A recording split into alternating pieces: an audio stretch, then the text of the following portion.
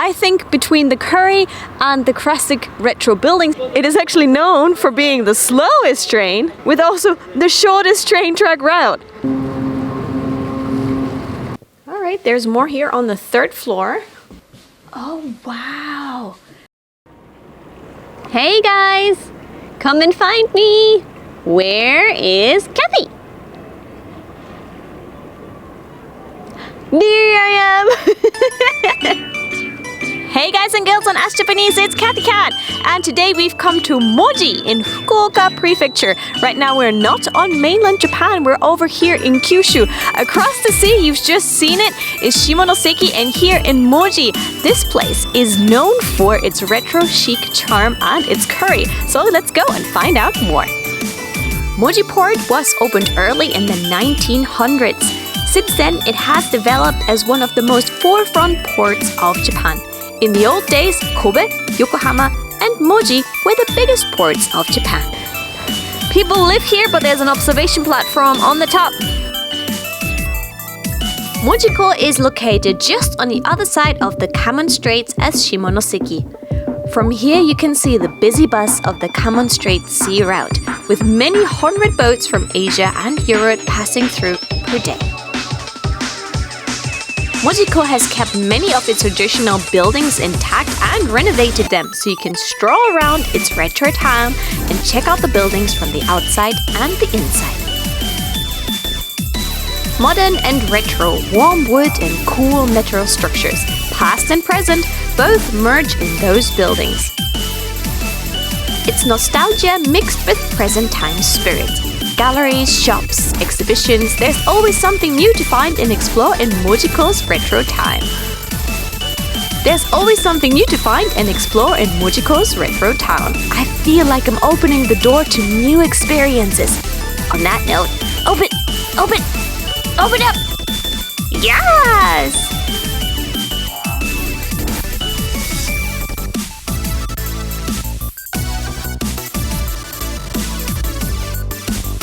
N-E-X-T!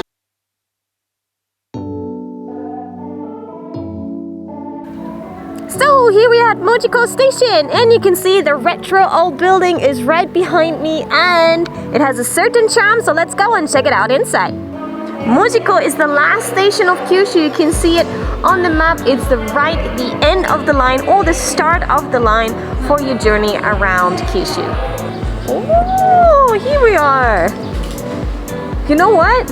I have the feeling that the Japanese version of Hogwarts, that train, is leaving somewhere from here.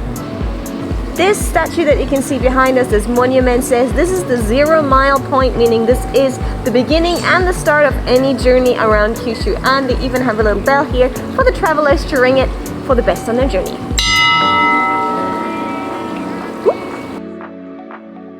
Mojiko Station was originally built in 1914. The main building was inspired by the Renaissance style and Western culture at the time. Now let me take you to some of the Mojiko Station trivias. Even a nail needs a permission.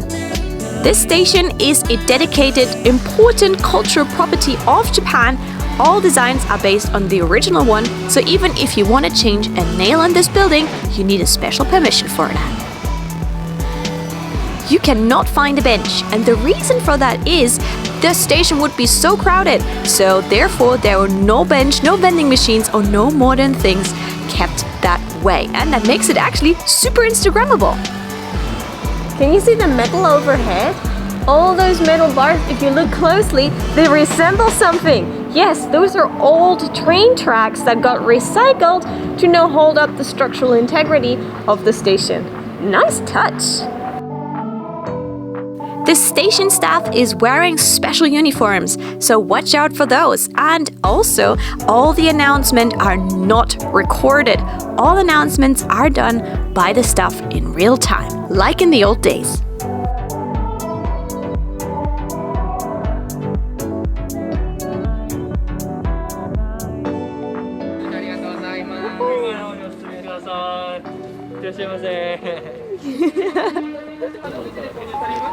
Okay, from now on, we're gonna go on the Shiokaze. That's a retro train of Kita-Kyushu. It's a Toruko style train, they call it here. And it is actually known for being the slowest train with also the shortest train track route. I'm so excited.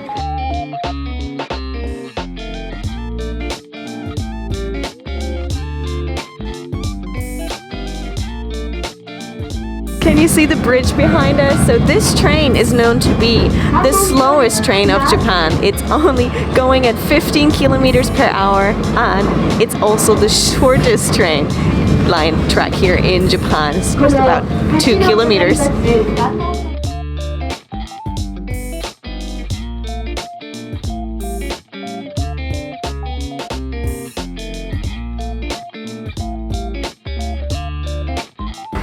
That was so much fun! Big smiles on everyone's faces, especially the kids are loving it too. We have arrived at our final destination, and guess what? Here, one of the old trains, a different type of train, is being used as a mini cafe. So we can actually have ice cream and coffee there. So let's go and check it out. And here's the cafe. It's nice and warm in here. There's loads of train goods and memorabilia, and also the cafe. A wonderful view of the sea, a warm soup in my hand, sitting in an old retro train car. This is wonderful. Remember how I was going for a long tunnel to the border between Kyushu and mainland Japan underground? Now we're right on the other side, so I did this in Shimonoseki on the other side of the river. We're gonna have another look inside today. Whew. So why banana and why banana dolphins? There's actually a long history to that. First of all, the bananas, when they came into Japan, were a rare good, obviously, because you couldn't farm bananas here. So people did tataki uri, where they slapped the table and tried to sell the bananas, which became famous for Moji. And why the dolphins? Well, many years ago, there was a war and between this side and the other side of the river, and they were hoping to obviously win that and thought, okay, how about we do some fortune telling? And a group of dolphins came and they said whichever way the dolphins swim, that side is gonna lose. The dolphins swam over here to Moji and Moji lost. So in order to give the negative image that people since then had of dolphins a bit more of a positive image, they merged it with bananas. The air is buzzing with the hum of machinery. We are underground in the Kanmon Tunnel right now. We're approximately 51 meters below sea level. And if you look straight ahead, this one can take us back to mainland Japan. So we can actually walk across the border under the water. NEXT!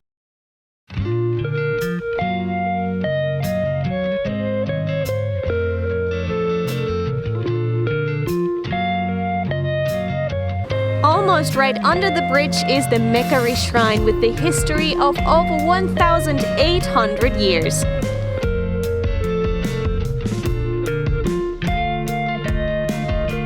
There is pufferfish omikuji, meaning pufferfish fortune slips.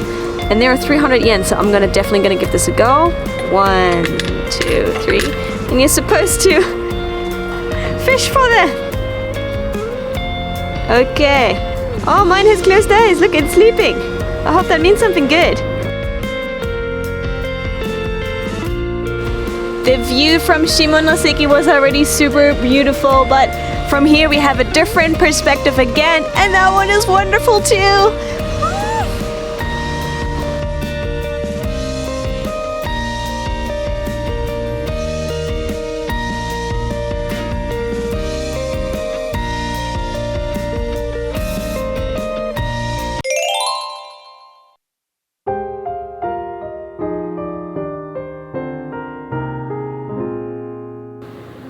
The place we've come to here is Sankiro. It looks almost like a castle up here. Now this used to be an entertainment place where the geisha would be singing and dancing and entertaining the customers. Then after the years it became an apartment and similar, but the people of the area loved this place so much and said, hey, please, let's refurbish this place. And that's what happened. So now it's a very good restaurant and also a popular tourist spot. More than 100 years ago, this beautiful building was already standing proudly on top of this stone wall.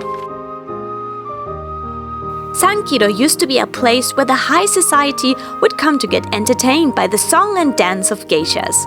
It was also one of the biggest restaurants in the Kyushu area. In 1955, the business was unfortunately discontinued due to the economy at the time. However, the locals wanted to see it shine again, so it got restored to its beauty in 2014 thanks to the help of the locals and the government.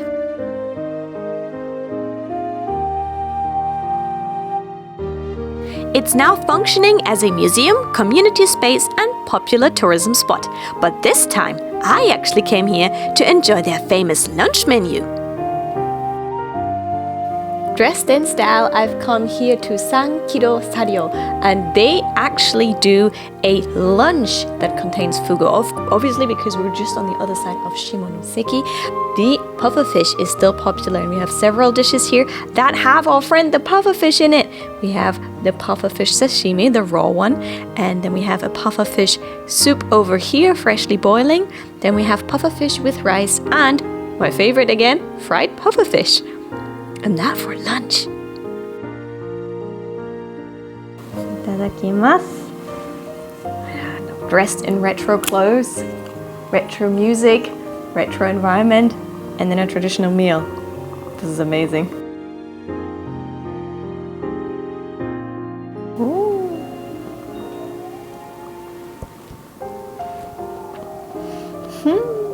That's the wonderful chewiness that we expect and want from our fugu. And I feel now the more I eat it, the more I get addicted to the taste, but also to the texture. The texture is really chewy, but in a good way, and the more you chew, the more flavor comes out of the fish. And you get addicted to this flavor from the more you have of it, the more you want. It's fascinating. Fried puffa puffa, fried puffa puffa puffa, my favorite. Come on here. Come, my friend. Yeah.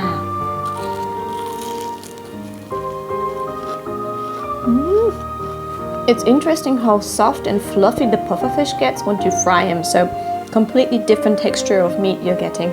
We have the zosui.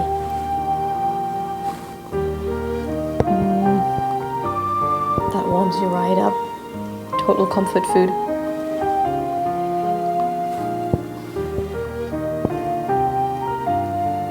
These black things here are the skin of the pufferfish. Nothing's really wasted. People here love the pufferfish. They're very, very proud of it. And even though it's a poisonous fish, everyone loves to enjoy it.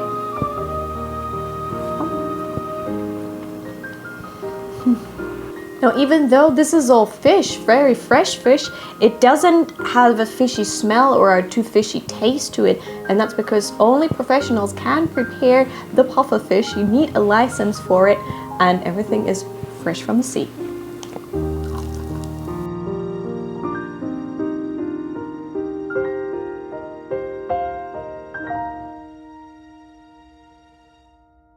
NEXT! So here Moji is known for its retro chic, and we thought we should maybe stay in a place that represents that. So we came here to Porto, and you can see already from the exterior of the building, it has that retro chic we were looking forward to. So let's have a look inside.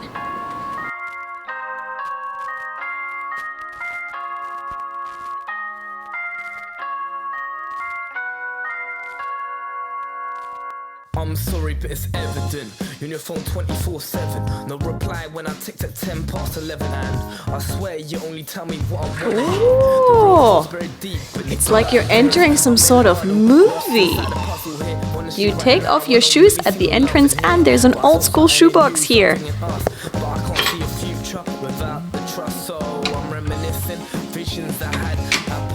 And this one here becomes my key. Ooh, look at this. There's a little garden that belongs to the house. Perfect with a Japanese lamp and everything. Okay, the bathroom is on the first floor. And it's shared. Oh man, that's Japanese traditional. Check it out. and a shower and tiles that have been replaced in different colors. Walking in, we can see first the kitchen. That's a very old school kitchen because you have to kind of step down to it. There's a lot of dishes and things around. So this is the communal kitchen for people to use. Currently, this place is used as a guest house. Before that, it was also a guest house, just a ryokan type of guest house. And before that, it is said that it used to be a brothel. So that's why there are loads of different little small rooms around and some very interesting design. Now here, if you look at the ceiling, at all the materials that have been used, apparently those are still the same ones that they used 70 years ago. So this place has a lot of history. The single room looks really nice and fancy with really blue wallpaper and a little cabinet over there. There's one over here, like more of a green wallpaper to give it an accent. And then we have this one here, that's like the big white and bright room. Hold on, wait a second. This goes so much better with Lolita fashion. I think we should swap director. Alright, there's more here on the third floor. Oh wow, it's like a gallery. Okay, did not expect that. So this heart over here is actually not a new thing. It was here before all those years because it doesn't mean a heart. It's actually called the Inushishi no me, meaning the eye of the boar, and it's supposed to give good fortune or protect you. Oh, これドイツのなんだけどの日本語版。じゃあ自己紹介お願いします。はい、門司港ゲストハウスポルトの女将をしてます中野さくらと言います。お願いします。おかみって普通何ですか？宿の店長ですかね。お客さんのチェックインを担当したり、お出迎えを担当したりしてます。清掃もやってます。ここはどういったゲストハウスなんですか？ここはですね、もともとは旅館というか遊郭として建てられた、ところをリノベーションして、作られたゲストハウス、宿泊施設になってます。ご近所さんとか旅行客の方が集まってお話できるスペースがあって、2階は泊まれるお部屋です。3階は今は門司港の作家さんのアイテムだったり本を置いたりしてます。その、商品全部買えるようにご案内をしています。今2年目ですね。24歳です。24歳でおかみでじゃあそのおかみの楽しいところの仕事の楽しさは？自分がどこに行かなくってもここにいるだけでいろんな人といろんな世界を見られるから、それがどうしようもなく楽しくって続けてます。おかみさんにとって門司港ってどんなところですか？門司港はやっぱり住めば住むほどハマっていく街だなっていうふうに思います。私は地元がここではないんですけど、門司港の町ではないんですけど、ここに住んで2年目になってまだまだ面白い人と面白いお店がたくさんあって、これどんどん追求していけたらなと思っています。じゃあもし海外の方が門司港に来たらどういったところを楽しんでもらいたいんですか？やっぱり地元の人と交流してもらうところを、楽しんでもらいたいなと思って、みんな英語喋れるわけじゃないんですよね。なのになんかすごくフレンドリーでいいですよね。めちゃくちゃいいです。それで地元の方にとっても刺激にもなるだろうし、外国人の方も本当に日本っていいところだなって思ってもらうとか、自分たちの役目というか、私たちが宿をやっている意味でもあるのかなと思ってます。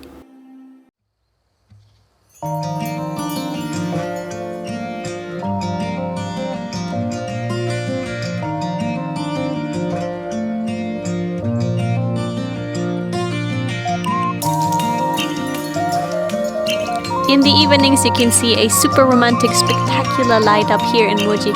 I'm gonna put on my glasses so I can see all of it.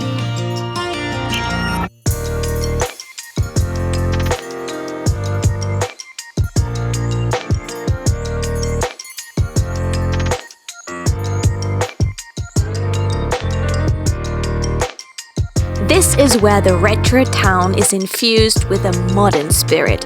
All around the port area of the retro town, the trees are embraced by the gentle warmth and light of hundreds of fairy lights. I can tell you it is super romantic. This is another reason why Mojiko is called a lover's town. I could see a lot of couples strolling together, holding hands and making plans and all of that. The light of the light-up display got reflected in the seawater below, and it gives you that warm, fuzzy feeling. Oh, and this is Jimo, Mojiko Port's mascot character.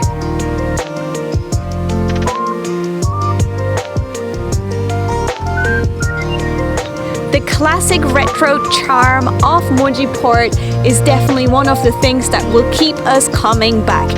And I think between the curry and the classic retro buildings that you can find here, there's a connection. It's the idea of the not having to rush. It's the idea of going back to the traditional, to stir and cook something up that is really good. Take your time with it. And it feels like also time slows down here and you're slipping a little bit back in time to the old days. And that definitely has attracted people to come to this place over the last years, and I'm excited to maybe see you guys travel here as well in the future. So if you come to Mojiko, be sure to let us know, give us a hashtag or visit us on #Benice and write it in the comments if you've ever been here or if you would like to come here. I'm looking forward to your comments. Also guys, don't forget to give us a like for this travel video that we still could film here in Japan. We're really grateful that this worked out. And if you haven't already, please subscribe for more videos from Japan. It was lovely spending time with you. I hope we got to give you a piece of Japan, and I'll catch you soon for more stuff on #Benice. Bye!